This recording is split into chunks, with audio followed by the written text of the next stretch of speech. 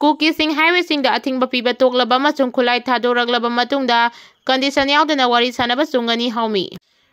Hayeng April 5 da Ministry of Home Affairs na cookiesinggi civil society organization CSO sing amadi Meitei CSO singa wari sananabagi siliba mifam asi center government na peace langnaba thabak tawri haiba unaba matam lenaba khongthangni masina yelomi singi oina kanaba amata fangloi haina Federation of Haumi gi General Secretary YCM Kumana khudiek piduna press thadorba chirol amana hairi chirol achin hai Cookie na wari sanadringaida condition ahum thamlakre ahanbada Meitei amada cookie taba mafamda sanghandaba ani subada separate administration gi warisin purakpa ahum subada sahi ama ceasefire agreement taunaba haibasini aikhoina wari sanage sarugyage hairabadi aikhoigi su condition thangadabani wari sanagadori basi karamba cookie no wari sanaba sida yagodori basingbu India gi citizen la karamba matamdagi Manipurda leiraki haibadu hana khangan pamthoi aduga lamchi yelahumi yesalai leibagini moina laglaga khunda silakpani haibasisu moina yaraba matungda wari sanagadabani maduna tana kukina condition thamlaga wari sanabadi mifamadu makhoi condition aduda wari sanabada yare haina kukina logani wari sanabagi kanabadu kukina loduna matung tarakpada makoina piba condition ahumda wari sanakre haina khudong chaba lawrakloi hainingai leite haidi zero asin high wari sanabagi mahu central government ki subject ama oiriba national highway sing mipum khudingma free oina chathanba amadi singda leiba Meitei gi laifam sing amasung puwari amadi nat ka sagonaba mafam sing ngak senduna tekda kaidana thamnaba hana honafam thui Meitei di themaga yani khulai pithui khulai thadui haiduna apangba sibadu tawdaba fai kukina khulai thadokloi national highway thingani hairiba sida India government na kari thopam thui haibadu hana tawbana nakalani gi peace purakpada mateng oigani hairi Joy Kumar na social media da thagatpa wafamda arambai tengol pankiba adu aranba wafamni haiduna ngasi imasingda sengdokre hana Manipur gi Director General of Police DGP amadi Deputy Chief Minister oiramba Yumnam Joy Kumar na social media da Manipur da thokliba irang ase arambai tengol na hobani haina phongdokhiba wafam adu sengdoknaba matam thakarbasu ngasi pawa sengdoktana leibagi mayokda Manipur gi tongan mafamdagi lakpa ima kayana Joy Kumar gi naurem thongda leiba mayumda thomdinkhre masigi maoinana Joy Kumar gi imungi akoiba mafamchingda security na ngak senbagi akanba section thawrangsing thabak paikhatki ima sing amadi state force anigi marakta wari sanaraba matung Mioi tarukna saba team amana Joy Kumar unaduna wari sananabagi damak chatki pawsin hai ima taruk aduna Joy Kumar unaduna wari sanaba matamda mhangna social media da phongdokhiba wafam adu sengdu haina Joy Kumar gi mafamda thamki maduna Joy Kumar na thokiba thodok adu misunderstanding ni mahangna social media da thagatkiba wafamda arambai tengol haina pankhiba adu aranbani arambai tengol haibadu kakthalaga ngarang mak social media da thagatkre haina su mahangna imasingi mafamda phongdokki hairi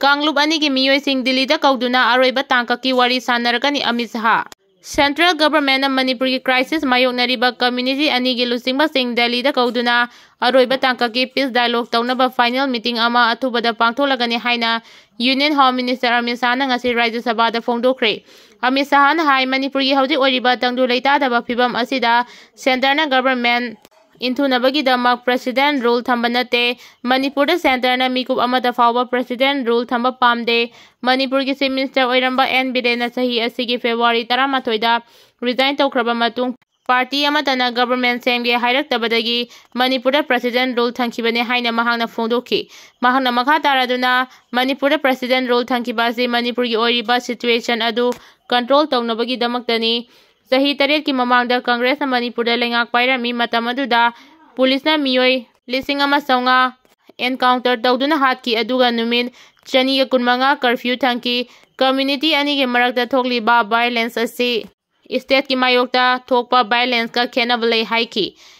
mahang na hai Manipur crisis aji thokraba matung central na community ani ge Mioi singa tara humdoira unaduna wari sanakre budget session asi chatharingai da su authority na anirak wari sanakre aduga ahumlak suba community ani ge final meeting Delhi da athuba matam da pangthoklagani mahang na thajai center na siliba santi purangnabagi khongthang asi community ani mangna khangpham thoi mamang da Union Home Minister Amit Shah na Rajya Sabha da Manipur president role thangkiba asigi reaffirmation piduna Manipur president role thamle haina official oina house da confirm tawkiba leikre Saisakpa Raju Nonggi Thongalda Bom Thamdilamle Lamdam asigi matam isagi saknairaba saisakpa ama oibata natana Manipur filangi actor amasu oidiba miyamna Raju Nong hairaga hena sakhangnaba mioi asigi yungi thongalda ngasi ayuk bom ama thamdilamle hairi Pause asina fangba paugi matung inadi Imphal West Police Station gi manung chanba Manipur Legislative Assembly Complex ki maning thangba Thangmaiban Lila Singkhong Nangkhong da leiba Raju Nonggi yungi thongalda sakhangdaba singna bom ama thamdilamani hairi ngasi ayu pung 3 rom tarakpa matamda imung manunggi mioi singna bom adu thengnarakibani tungda police na pau piraba matungda asoyangam yaudana Manipur Police ki bom expert ki bom adu lauthokre hairi adum oinamak bom adu kanana kari marangidamakta thamdilamlibano haiba hojik fawbagi oinadi sabsaba pau khangba ngamdri hairi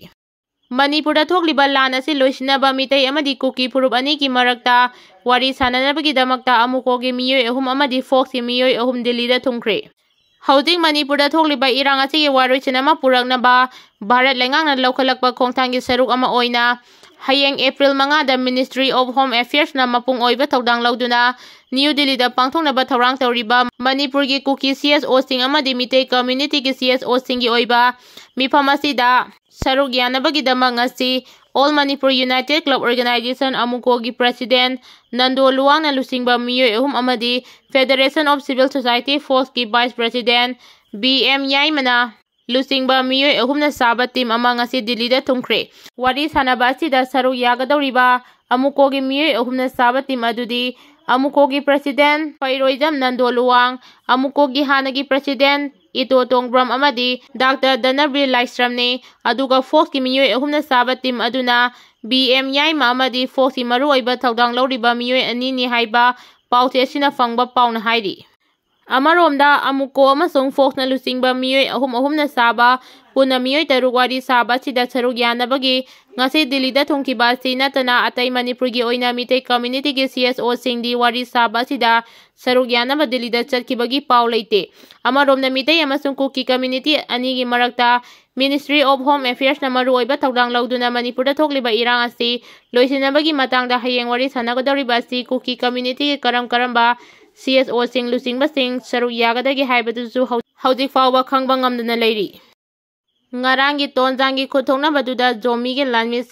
Khara lekhidre hairi Yairi Pogba Lekaida Muslim isin inaw ama Quran maitharubadagi Muslim mobna fubada sire hairi Political ki charangnaba marakta Manipur gi BJP MLA taret Himanta Biswa Saramga Guwahati da unakhre